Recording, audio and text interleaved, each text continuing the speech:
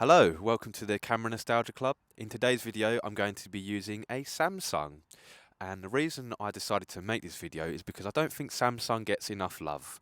Let's be honest, we've all seen the Apple-Samsung argument in the modern day phone and camera world. So I thought it'd be cool to explore an old Samsung from many years ago. It's from 2004, so it's 20 years old. That is an old camera, let's be honest. So we'll see how it fares, the results of the pictures, and if we can give Samsung any love. I've got a Samsung phone and I love it. So hopefully we can compare it to, because obviously the same sort of argument goes back into these old cameras.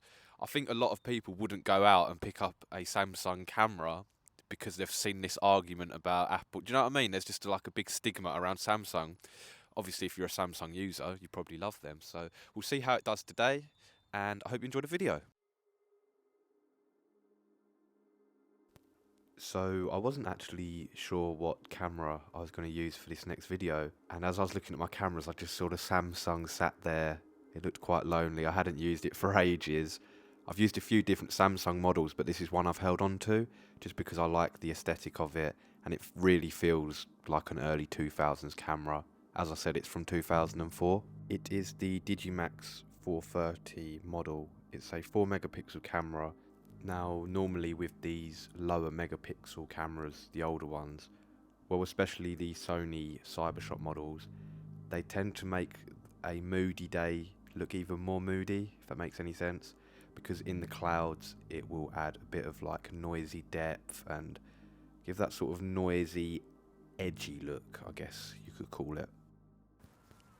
So I haven't actually tried the camera in like a normal setting like this yet, because I took it to London the other day, and although London's normal, if you know what I mean, it's just buildings and people, here you can actually be able to see the detailing in the clouds and stuff if the camera does do that, because I'll know when I get home. And that's the thing that I said in one of my other videos, is the beauty about these old cameras is, yes, you can see the picture you've taken on the back of the screen, but you still have that feeling of you've got to get it home and you've got to see what the picture looks like when you get home. And I think that's what I love about it as well. A bit like film, isn't it, really, but just a lot cheaper. So that's probably another reason why I love it. So yeah, but we'll see what the photos come out like. This is nice because it's got a bit of a moody grey sky, then you've got the white in the middle, and then you've got the moody grey water below. So could make for a good picture. Let's see.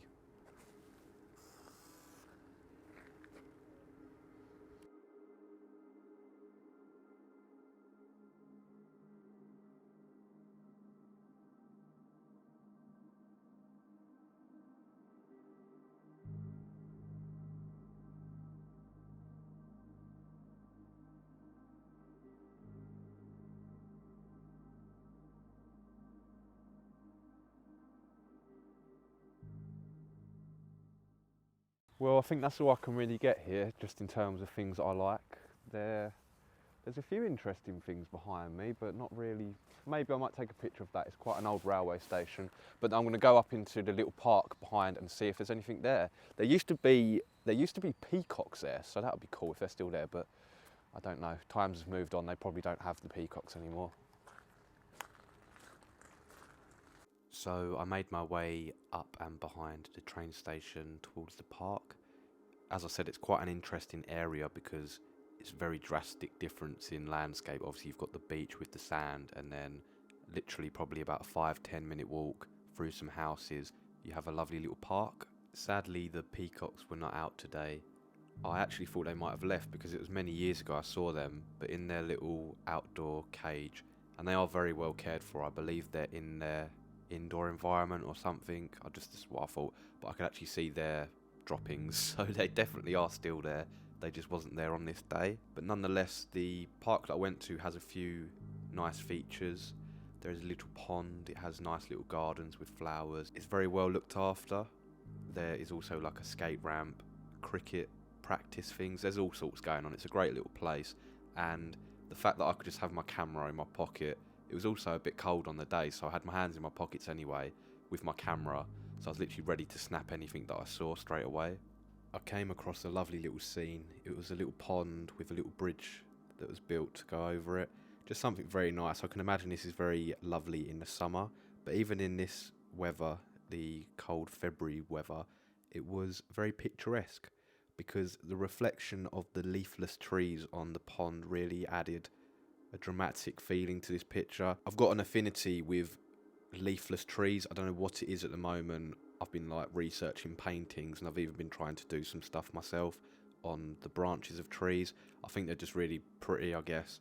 So I've been trying to implement them into my pictures, which is obviously quite easy to do when every tree around me has no leaves on it. Sadly, there was one downside that I noticed.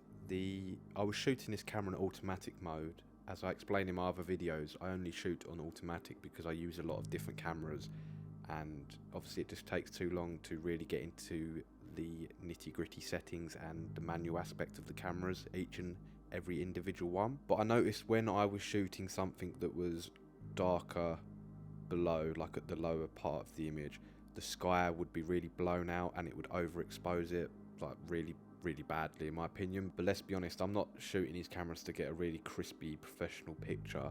It would just be nice if it could handle that a bit better. That is my only downside. It's a 2004 camera, so let's be honest, and it obviously gives a very specific look.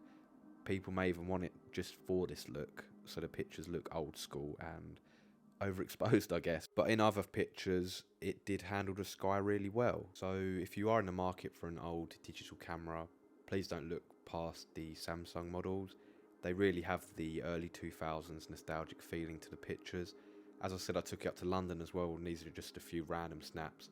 Nothing to change the world, but just had a nice leisurely day, and it was just a nice camera to have tucked away in my pocket. I didn't feel any stress about having to carry it. It does use AA batteries, which is nice because you can change them. Although when I was in London, they did run out, sadly. But I got all the pictures I wanted. But obviously, imagine if that golden photo came along and I missed it. To round it off, I'd definitely recommend this camera. If anyone has any recommendations for other Samsungs or ones that they own and would like to see on this channel, please let me know in the comments below. And also let me know your thoughts about this camera. Well, that's the end of the video. I hope you enjoyed this one. I'm not actually 100% sure what the pictures looked like from today, but I did look at the pictures I took from London and I did like them. They just wasn't really great pictures because I was just going for leisure that day. So hopefully today I've actually seen some things that I wanted to frame and take pictures of, and hopefully they've turned out well. Let me know what you thought of the camera. Let me know if you've got one or if you're going to pick one up. And if there's any cameras you'd like to see, just let me know. Also, a subscribe to my channel would help massively because obviously I can go out and make more and more of these videos and hopefully one day make a video on a camera that you want to see. So thank you for watching and goodbye.